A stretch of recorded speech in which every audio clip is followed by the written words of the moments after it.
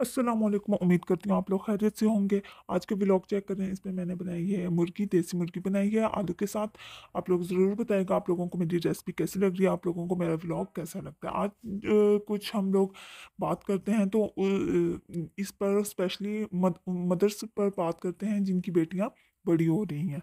ठीक है, कि छोटी बच्चियां जो बड़ी हो रही हैं उनकी रहनुमाई कैसे करें। मदर्स इस सिलसिले में काफ़ी परेशान होती हैं कि अपने बच्चे को कैसे बताया जाए। बच्चियां जब बड़ी होने लगें तो माँ या बड़ी बहन के लिए बेहतर यही है कि वो आने वाले दिनों में जो भी तब्दीलियां बच्चों में आए उनको आगाह कर दें। इसके लिए अगर आप नहीं बताएंगे तो उसकी कोई ना कोई फ्रेंड ही उसको बताएगी, और बच्चे तो अपना एक्सपीरियंस ही शेयर करेंगे ना, तो फिर उससे मुमकिन है कि आपका बच्चा डर भी जाए। तो उससे बेहतर है कि आप अपनी बच्ची को खुद बताएं कि अब इसके साथ क्या होने वाला है ना, उसको बता दें कि अगर इस तरह आपके साथ हो तो आपकी तबीयत ख़राब हो रही है और अब आप बड़ी हो रही हैं। इसको कहें कि ये दिन सेलिब्रेशन का होगा कि मेरी बेटी अब माशाल्लाह बड़ी हो गई है। हम कैलेंडर पर इस तारीख पर स्टार भी लगा सकते हैं, इससे कि आने वाले महीने की उस तारीख को हम लोग याद रख सकेंगे। ठीक है, आपने इस तरह अपने बच्चे को बताना है, और बच्चे को ये भी बताना है कि इस टाइम में आपकी कमर पर, पीठ पर, टांगों में तकलीफ हो सकती है। इसके लिए आपने क्या करना है, गर्म पानी की बोतल से अपने आप की टकोर करनी है। और पीने के लिए अगर आप पिएं तो दालचीनी का कहवा, हल्दी वाला दूध या सूप भी पिया जा सकता है, और हल्की फुल्की वॉक करें, उससे भी दर्द में कमी आती है। इन्हें ये भी बताएं कि साइकिल शुरू होने से 1-2 दिन पहले आप लोगों को वाइट डिस्चार्ज भी हो सकता है ना, तो ये बिल्कुल नॉर्मल है। आपने अपने बच्चों को ये भी बताना, अगर मामा ही आपके पास ना हो तो फिर उस वक्त आपने स्कूल में है तो फिर घबराना नहीं है, टीचर से लड़की में बात करनी है। और बिलफर्ज अगर आप किसी सहेली के घर हैं तो तब भी आपने ऐसे करना है, अपनी अम्मी से बात कर लें अगर मुमकिन हो। तो अगर मुमकिन नहीं है, जैसे हम लोग कहीं बाहर रेस्टोरेंट वगैरह में है, तो बाथरूम से काफ़ी सारा टिश्यू लेकर इसको फोल्ड करते जाएं ताकि इमरजेंसी वाला वक्त निकल जाए। और अपने बच्ची के साथ मिलकर आपने एक बैग तैयार कर लेना है, एक छोटा सा, जिसमें ज़रूरत की चीज़ें हों वो रख ले, और वो स्पेशल बैग उसके बैग में ही, स्कूल बैग में ही रहे। और एक उस बैग में जो वो बैग बाहर लेकर जाती है ताकि उसको जब ज़रूरत पड़े तो वो उसको इस्तेमाल कर सके। बच्ची को अब ये भी समझाना होगा कि वो अब बड़ी हो गई है तो वो जिम्मेदार भी होना पड़ेगा। ठीक है, ये अब उसके लिए मुमकिन नहीं है कि मम्मा उन पर हर वक्त चेक रखें, इसलिए वो अपनी सफाई का खुद ही ख्याल रखें ना। सफाई हमारे दीन में बहुत अहमियत रखती है, सफाई ईमान का हिस्सा है।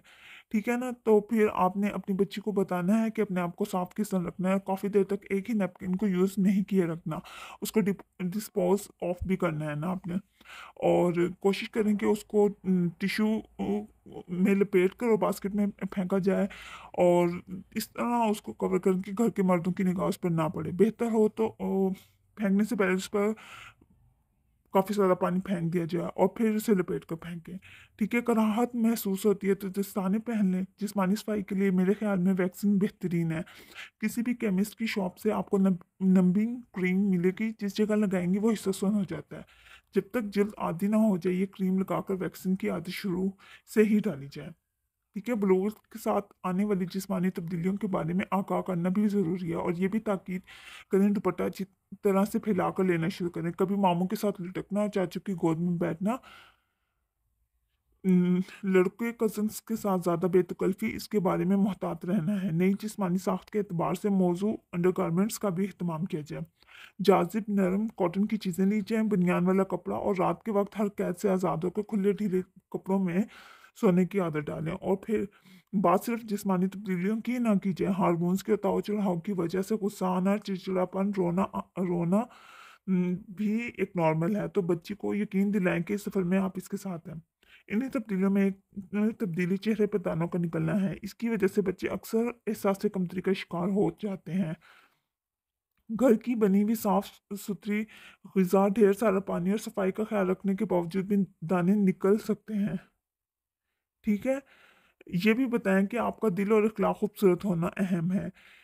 और साथ ही अगर ज़रूरत समझी जाए तो डर्मेटोलॉजिस्ट को भी दिखा लें। बच्चे अपनी हम उम्र सहेलियों के साथ मुआवजा करती हैं और बाज़ औक़ात परेशान हो जाती हैं। इन्हें समझाएं कि 3 से लेकर 7 दिन तक जो भी दौरानिया है वो ठीक है।